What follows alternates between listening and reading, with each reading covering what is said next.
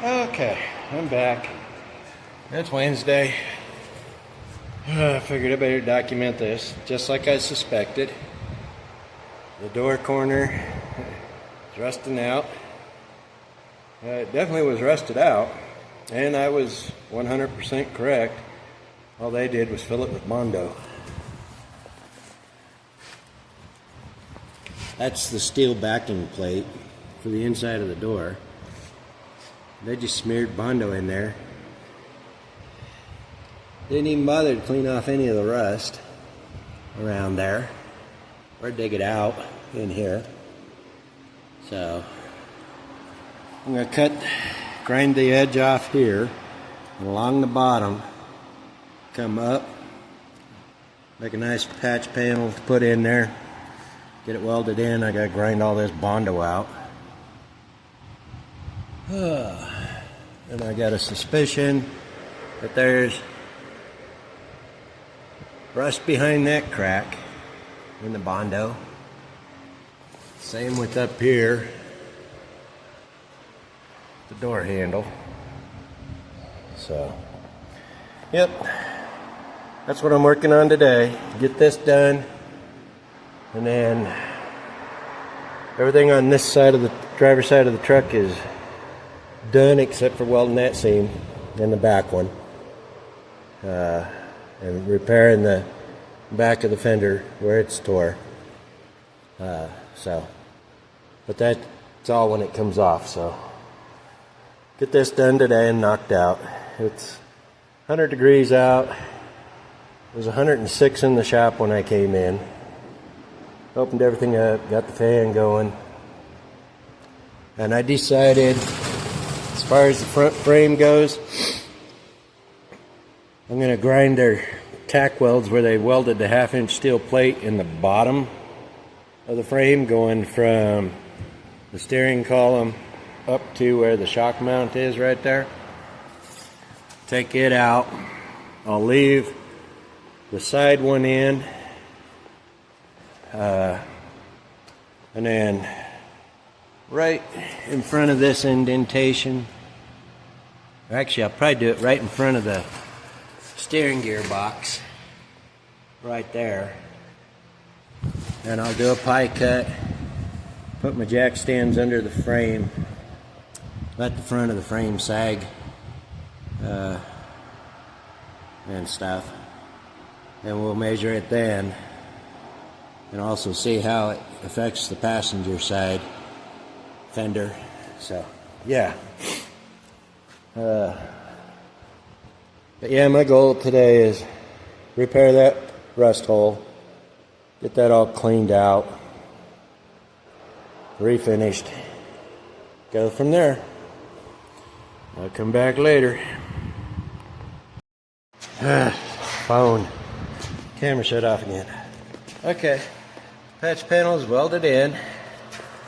Ended up with just a little bit of a dip right across this corner. You can see, had to grind further back. It bondoed right over rust areas.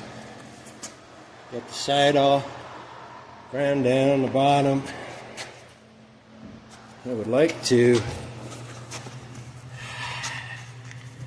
hammer that crease out, but it's right there. There's a piece of wire.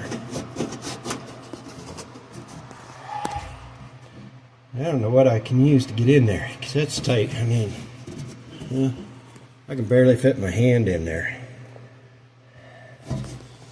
So, but yeah, the inside's rusted pretty good too. Where they spray that undercoating in there. I don't know why they only spray it in certain patterns like that. But yeah, I have to get some more rust converter and spray in here. Both doors. Turn this around.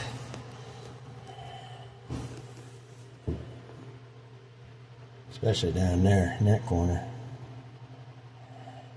Need to vacuum all this out. It's kind of all kinds of junk in there. Anyways, so Turn that light off, dang. I always forget to do that. Anyways, that's done. I did save the door latch assemblies off the F-350. And I thought about grafting them in. Where's the other piece? There it is. With the inside door handles. So it'd have the bear claw latches and then the inside handle. But I don't know if I want to do that or not. I do have a lock cylinder for this door and stuff, but it means rekeying both. I do have a key blank and stuff. Man, there's a run right down there in the paint. There's a big old run across here I saw. The one I saw yesterday. There's a big old run across here. Yeah, right there.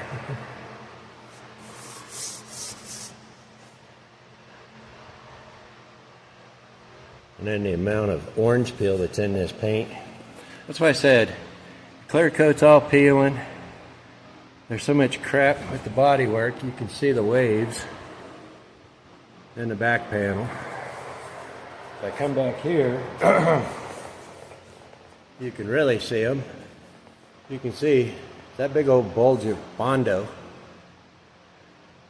Then where this is cracked, you can see that's Bondo. That whole cab corner there is Bondo. Same with that one up there. So I don't know. Half of this and half of that. So how far do I want to go? Because I hate doing finished body work. But like I said earlier in the video, thinking about taking all these areas that paint's peeled and it's rusted like that, just smooth the paint out and patina it and call it good. I need to get a shrinking disc. Can't sit here. Let's see. Let me move around the other side. Yeah, because with all this rust and down there, be better off patinaing it. I don't know if I could see it. Yeah, you can see the big old wave right there. And there's another one on this side. There, you can see both of them. So I need a shrinking disc to take that out and stuff. So, yeah, I gotta figure out a stopping point with this thing. That fender needs that tear fixed. I think I mentioned it. This one's all rusted out, or rusted along it. There, they didn't put any felt in between the panels when they put it together. I got the hiccups. Oh, so. Anyways, I'm gonna stop here, so I gotta figure out my next step and go from there.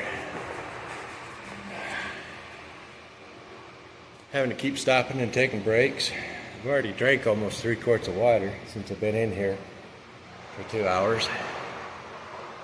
And so I have to go get my bottle filled.